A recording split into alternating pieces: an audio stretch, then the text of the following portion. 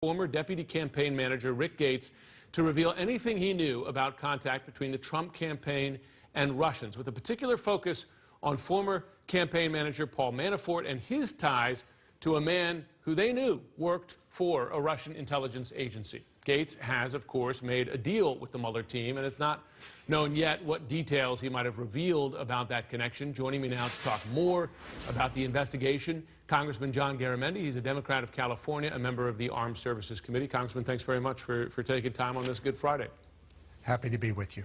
So we know this based on these court documents that Trump campaign senior officials were in touch with and knew they were in touch with a former member of the Russian intelligence services, and during the campaign.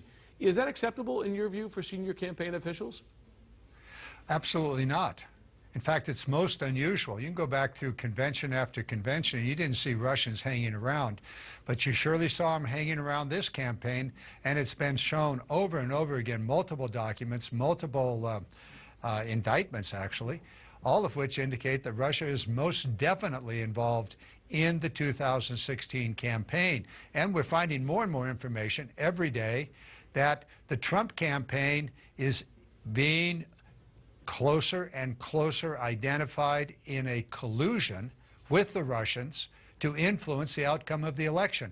Now, the evidence isn't exactly clear yet, but I must tell you, it is one thing after another, and it's coming to the point where, yeah, there is collusion. But what do you base that on? How are you confident that there is collusion beyond? I mean, there are more innocent explanations for these contacts, these communications with Russians. Whether you believe them or not, there are potential more innocent explanations. Well, you're using a very interesting word, aren't you? Innocent. Really?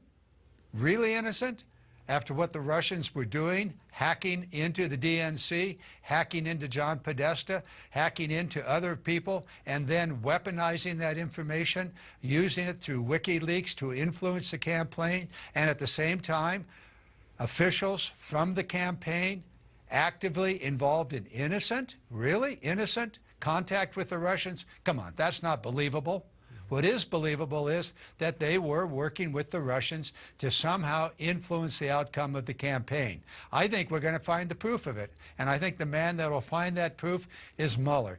And that's why there's so much talk about getting rid of him, somehow firing him, firing the people that could fire him so that new people would put in that could fire him. This has got to be a major problem for America. We need to know what happens so that we can write the legislation to make sure that it never happens again. Do you believe that Mueller's job is in danger today? There's certainly a lot of evidence.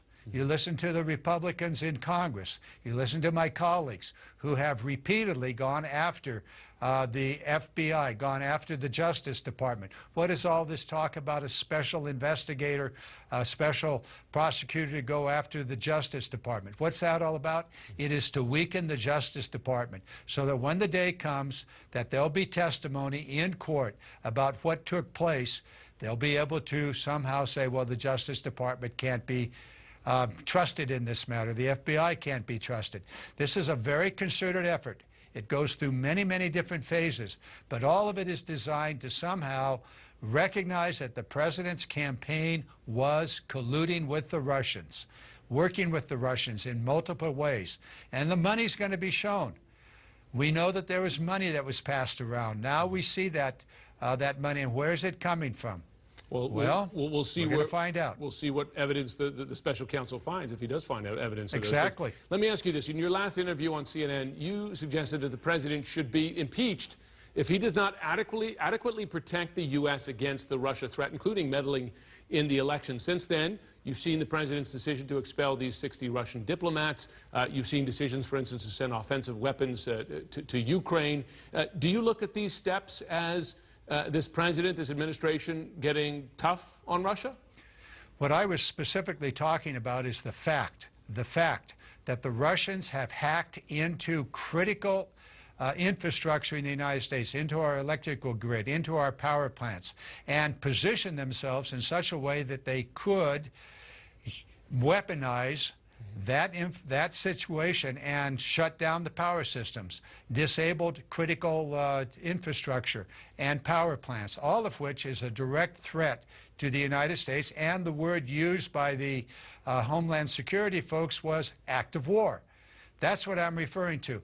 And what I've not seen from this president is any indication whatsoever that he is willing to use the instruments of power that we have. For example, in the Department of Defense, we have an organization called Cybercom, specifically tasked to defend this nation and, when necessary and useful, take offensive action. Yes, there have been offensive weapons now authorized for the Ukraine. That sat on the president's desk for more than 60 days before he finally signed off on it. Right. And yes, he did do what is normal, and that is to expel. Every president has expelled Russians at one time or another. But you're saying, specifically on the cyber threat, you have not seen the action you expect. Congressman John Garamendi. That's correct. And I should say, we noted earlier that even the head of Cyber Command, as well as the NSA, Admiral Mike Rogers, has said he has not received a direct order from the president to counter those efforts. Congressman, we appreciate. Precisely my point. Understood. We appreciate your thoughts on this. Thank you. Please don't go anywhere. How did President Trump spend his first 24 hours without Hope Hicks by his side? By asking anyone who would listen one very important question. That's next.